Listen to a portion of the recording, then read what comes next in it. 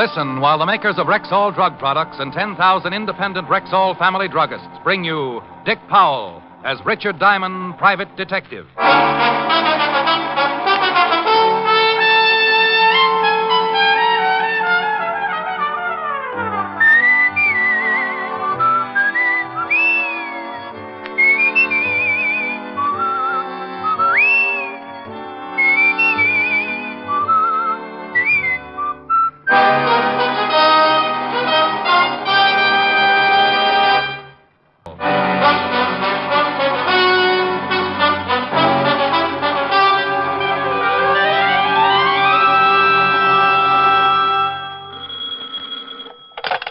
Diamond Detective Agency, we never say die. Mr. Diamond? That's right.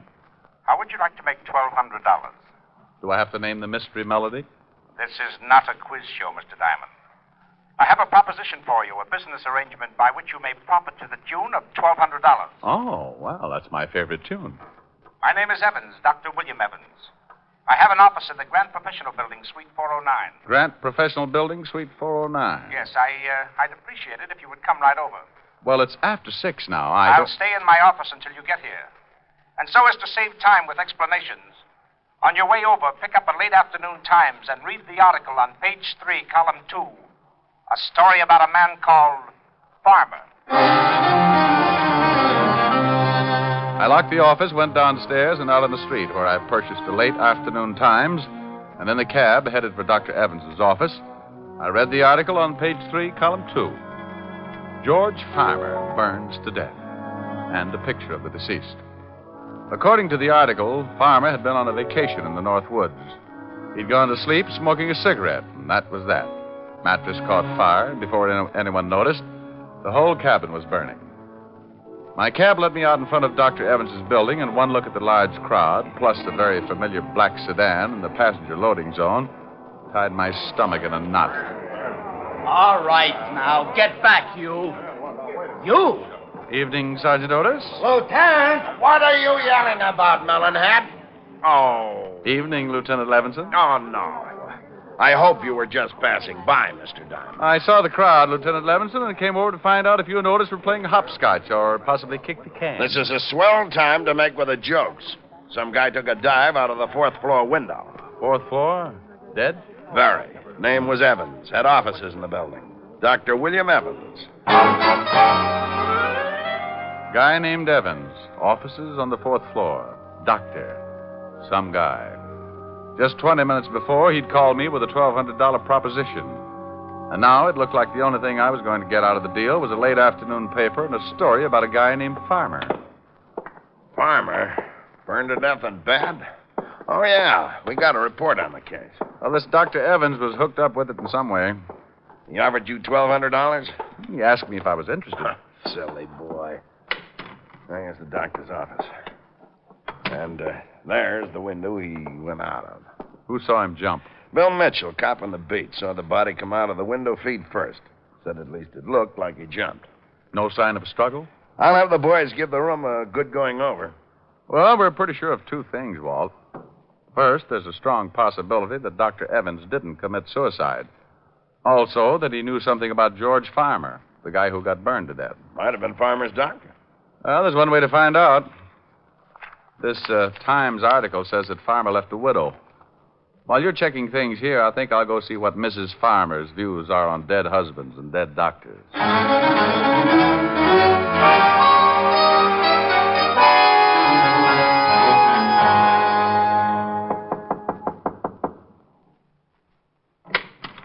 Yes?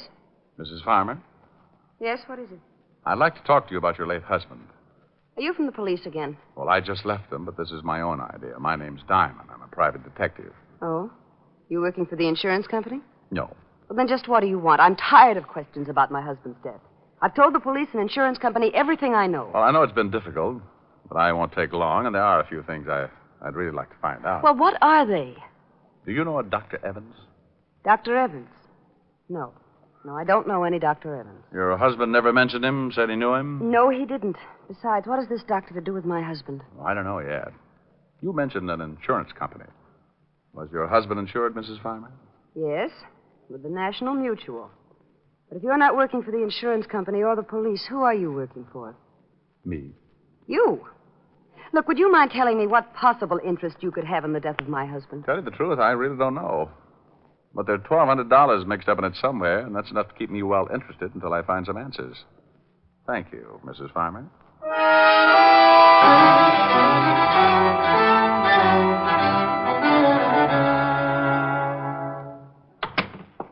Hello, Walt. Hello, Rick. You see the wife? Yeah, lovely girl. Type you'd like to bring home to Mom. You find out anything? Nothing in the room to indicate the doctor was pushed out of the window. Mrs. Farmer didn't know the doctor. Said her late husband didn't either. But she thought at first I was from an insurance company. Well, what company? Oh, a National Mutual. Otis, Yeah, Lieutenant. got the names of the officials in National Mutual? Yeah, Bring them in. right. Why all the action? We checked with the dead doctor's nurse. She said aside from his regular practice, he worked for 2 or 3 big insurance firms. National Mutual was one of them. I didn't think of a connection then, but I made the check just in case. Well, George Farmer was burned to death. Dr. Evans knew something about Farmer. Farmer was insured with the National Mutual, and the doctor worked for National Mutual. Might be a tie-up. Well, the vice president of National Mutual is Arthur Peterson. It's not too late. Let's take a run over to his house and see if he knows anything about it.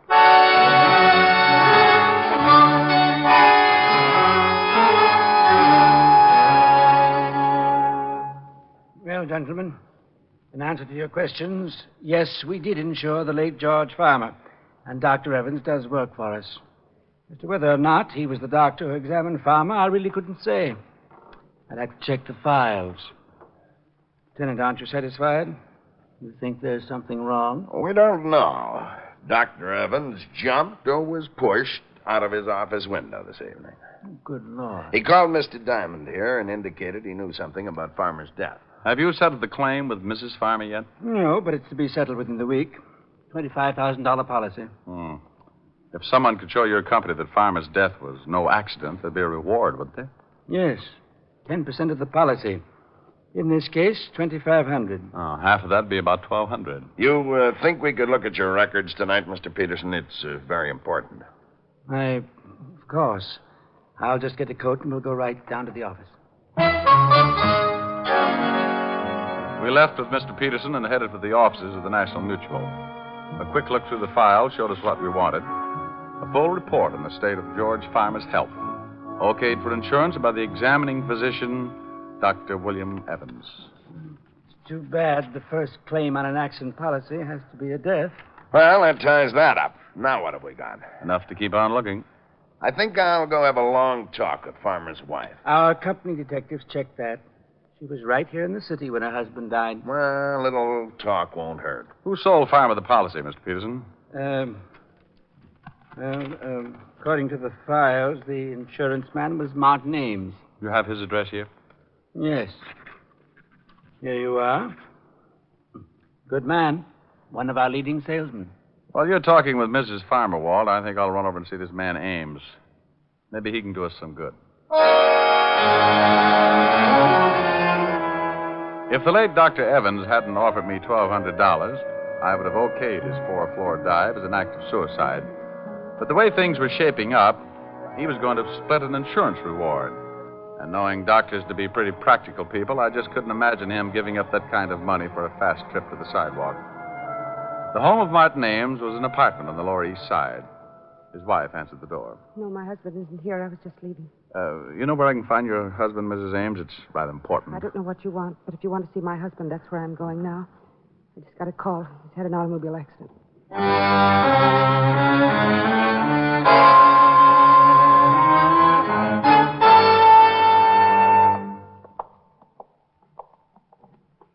Miss? Yes.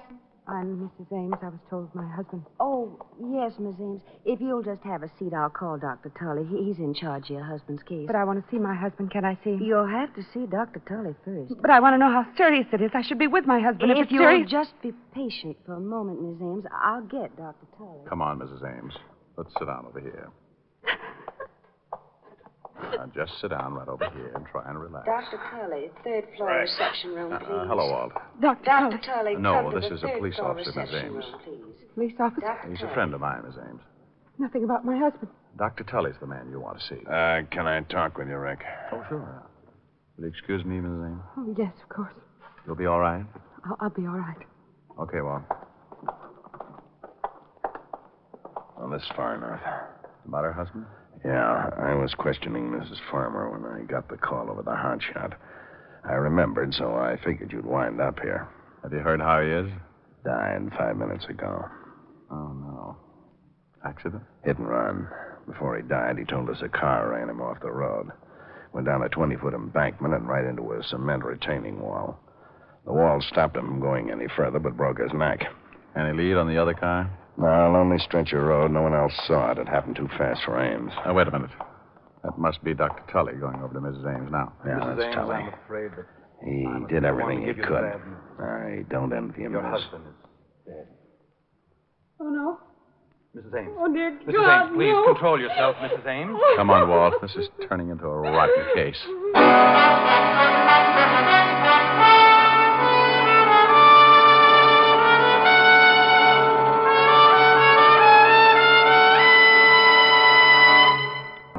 A little after 6, I got a phone call, and by 6:30, the man who called was lying on a sidewalk, broken in two from a 4-story drop. 2 hours later, an insurance salesman named Ames was run off the road and ended up with a broken neck. Coincidence? Not a bit. Walt found the location of the place where George Farmer had burned to death. Then we climbed in the squad car and started the long drive for the Catskills. Around 7 in the morning, we turned off the main highway and onto a dirt road. A sign reading Sportsman's Retreat, 2 miles, pointed the way, and 20 minutes later, we were pulling up in front of the lodge.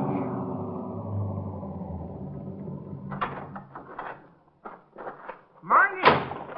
Morning. Welcome to Sportsman's Retreat. Morning. Police car, ain't it? I'm Lieutenant Levinson, 5th Precinct, New York Police. This is Mr. Diamond. Oh, howdy. Oh, yeah. You up here about Mr. Farmer's death? Unofficially.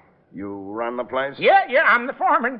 My name's Pop Sloan, but everybody just calls me Pop. We thought we'd stay a while, Pop. Can you put us up? Well, sure. How long you figuring on being around? Oh, not long. We only brought one change of clothes. Well, come on in. Breakfast was an hour ago, but if you're hungry, I can have the cook rustle up some bacon and eggs. Oh, sounds good. Many people staying here, Pop? Oh, about 14. Yeah, 14. Same crowd comes up every year. Sort of a club, you might call it. How many years did George Farmer come out? Oh, Mr. Farmer come up about, for the last 10 years. Hey, who owns the place? Mr. Phillips. He ain't here now, but he phoned and says he'll be in sometime this afternoon. Say, how come you fellas are interested in Mr. Farmer's death? We had the police and the insurance up here for 3 days. You're a little late, ain't you? Well, there are a few things we haven't cleared up. Sure appreciate some help, Pop. Well, yeah, sure. I'll give you all the help I can. I'll go get some breakfast for you, and then we can gabble a little while. Pop went back to the kitchen, and we relaxed in a couple of big leather chairs in front of a large window that looked out on a row of cabins. That last cabin must have been Farmer's. Yeah, nothing much left of it. It's beautiful up here. Look at those trees with the sun shining through them. Your soul is showing, Walt. Oh. It was a beautiful place, all right. The cabin stood in a clearing, fronted by well-kept paths and backed by tall trees. Pop came in a little later with enough bacon and eggs to feed a platoon of tapeworms, and we talked. Where is everybody, Pop? Out fishing. Get up about 4:30 around here. Many of the men bring their wives? Oh, some of them. Mr. Farmer used to bring his'n up every year. Fine-looking woman, Mrs. Farmer. Didn't come up this year, though. It's too bad, too. Why? Well, might have saved him. Used to smoke in bed all the time. Maybe if she'd been around here, she might have caught him at it. Who discovered the fire? Oh, we all saw it, but it was too late. By the time we got there, the whole place was burning. By the time we got the hose going, there wasn't much left. You say you all saw it. Where were you? Oh, we was up to Willow Peak cooking out. That's about 3 miles from camp. You can see it from there. See that tall peak there to the left of them trees? Yeah. How come Farmer didn't go along? Oh, he never went on many hikes. Had trouble with his legs, you know. Anyone stay here in camp besides Farmer? No. Everybody was up at Willow Peak. Who examined the body? Doc Combs from Evanston come up and looked at the body. Where's Evanston? About 50 miles east. But if you want to talk to the doc, you'll have to wait till everybody comes in from fishing. Oh, good. Is he up here now? Yeah, come up last night. Gonna stay a week for the fishing. Oh, Pop. Well, morning, Mr. Phillips. Good morning. I didn't expect you till this afternoon. This is Mr. Phillips, the owner. Oh, I have some bags out in the car. Will you get them, please? Good morning, gentlemen. I don't know. Good morning. There's some more police fellas, Mr. Phillips. Oh? About Mr. Farmer's death? Yeah, I gotta clear up a few things. Would you please get those bags for me, Pop? Bags? Oh, yes, bags, sure. We just wanted to ask a couple of questions, Mr. Phillips. I'm Lieutenant Levinson. This is Mr. Diamond. Well, how do you do? How do you do? Do you mind if I sit down? Well, not at all. I thought the authorities were satisfied. No, I guess they are. Where were you when the accident occurred, Mr. Phillips? Oh, I was on my way here from the city. I arrived about an hour later. You live in the city, Mr. Phillips? Well, yes, I have a house there. I divide my time between there and the lodge. Tell me something about Farmer, Mr. Phillips. What kind of a man was he? Well, You fellas want any more breakfast? No, thanks, Pop. Oh, Go ahead, Mr. Phillips. Good old Pop. Well, there really isn't much to tell. Farmer was a nice sort of a guy, rather quiet. As you know, he had a very bad habit of smoking in bed. You have any trouble with him smoking in bed before? Oh, yes, several times. Nearly started a fire 2 years ago. Well, wouldn't that make you watch him a little more closely? Well, you see, his wife came up with him every year, but this one, she was usually near enough to prevent any trouble. How long did he usually stay here? Oh, week, 10 days, however long his vacation lasted. Mm-hmm. What was his business? I think he was in advertising. Make much money? I have no idea. He certainly never spent much. He was tight as the devil. He was known for it, in fact. Coming up here was the only luxury he allowed himself. He'd tell everyone he'd save all year just to come up here and relax for a week or so. Hey, Lieutenant, here comes Doc Holmes. He must have got his limit. Oh, you gentlemen interested in talking to the doctor? Yeah, Pop tells us he was the one who examined the body. Well, what'd you get, Doc? Hi, Pop. I got my limit. Oh, good for you. Come on over here. A couple of fellas want to talk to you. Well, how are you, Phil? Hello, Doc. Pop said you weren't due in till this afternoon. Uh-huh. Oh, this is Lieutenant Levinson and Mr. Diamond. How are you? Police? Yeah. They want to ask you a few questions. We got to clear up a few things about George Farmer getting burned to death. Pop, that's enough, Pop. I was only trying to help. Well, certainly, gentlemen. Here, will you take these fish, please, Pop? Fish? Oh, the fish. Yeah, sure. I'll be right back. Well, I don't think I could tell you much more than I've already told the police. Did you know George Farmer prior to his death? Oh, yes, over a period of 10 years. Did you identify the body? Well, not at first. It was too badly burned. Not at first. You mean you did identify it later? Well, when they told me that George had a broken wrist, I found the broken section of bone and identified it. Broken wrist? Oh, yes, Mr. Diamond. You see, when George arrived, his lower arm was in a cast. He told us that he'd broken his wrist the week before. What day did he arrive? Tuesday of last week.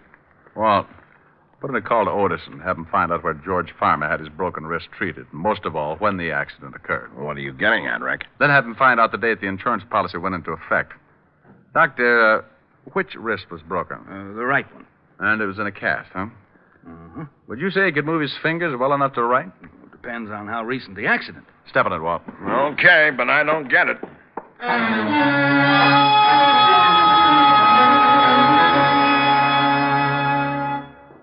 I talked to Otis. He'll get the information and call us back.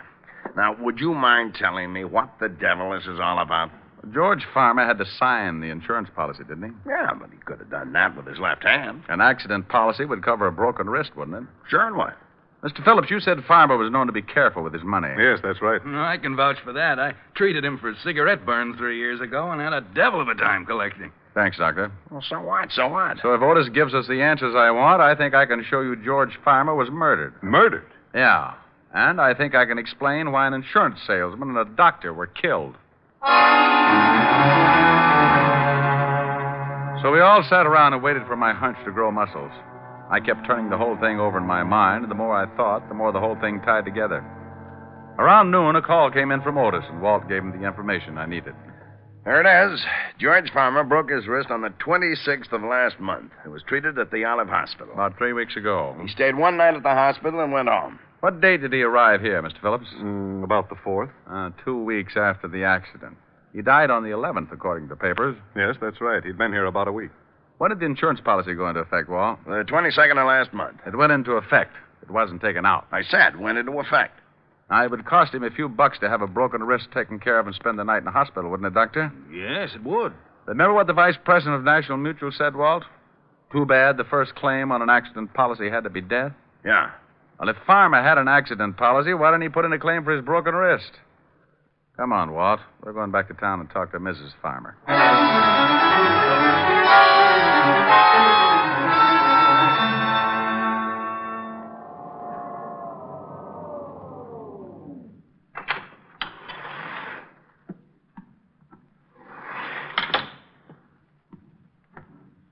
You got your men spotted around the building? Whole block surrounded. Peterson and Evers are covering the front. Cars at every corner. Isn't Otis going to play? Well, there's been some complaints about noisy cats in the neighborhood, so I stuck Otis in back in the alley. He'll drive every cat right into the river. You might have made a mistake. One yell out of Otis, and he'll end up with all the shoes in the block. Here it is. Yeah? Oh. Mind if we come in, Mrs. Farmer? No, I guess not. Well, what is it this time, Lieutenant?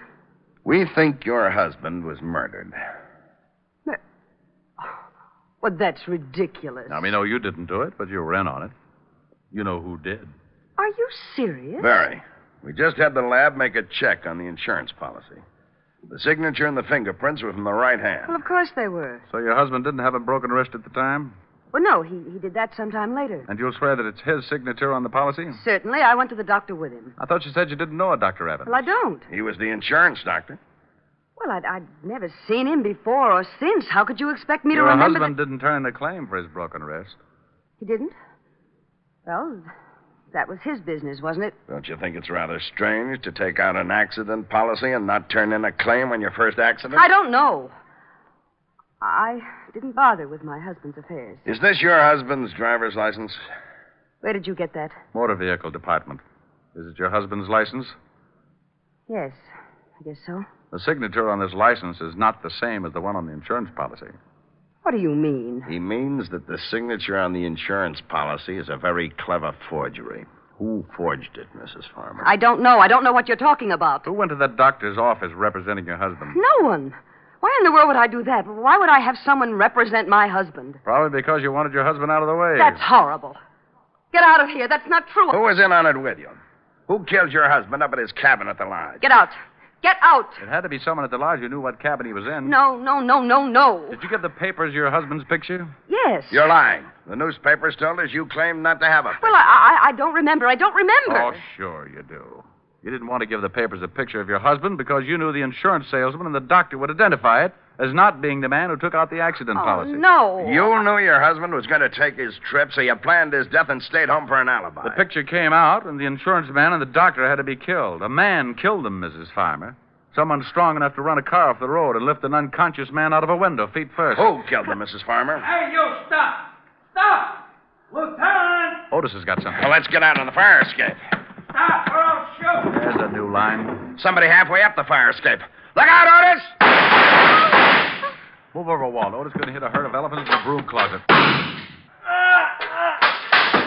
got him, Lieutenant! He got him. Oh, make him happy, Walt. Climb out there and see what we got.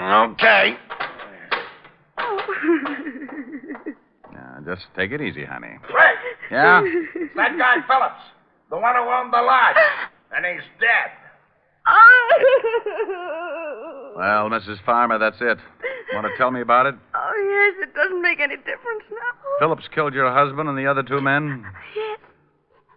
We fell in love 3 summers ago. But he planned it. The whole thing was his idea. Oh, sure, I know. But the state is pretty narrow-minded about those things, honey. Guy like that gets ideas and gets dead for it. You like his ideas, and you just got to get in some kind of trouble along the way. Go on, Melonhead. Climb in. You're not hurt that bad. I am told. You get shot, Otis? No. But I'd like to ask you something, Shamus. Did you throw a shoe at me?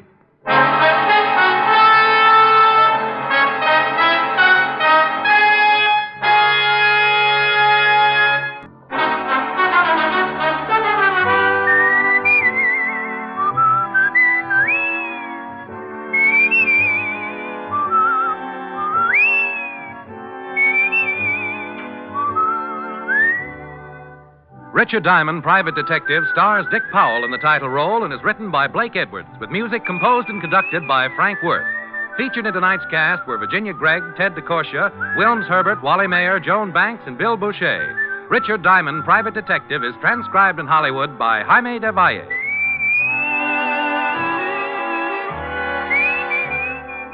This is Bill Foreman inviting you to be with us next Wednesday at this time when we will again bring you Dick Powell as Richard Diamond, Private Detective.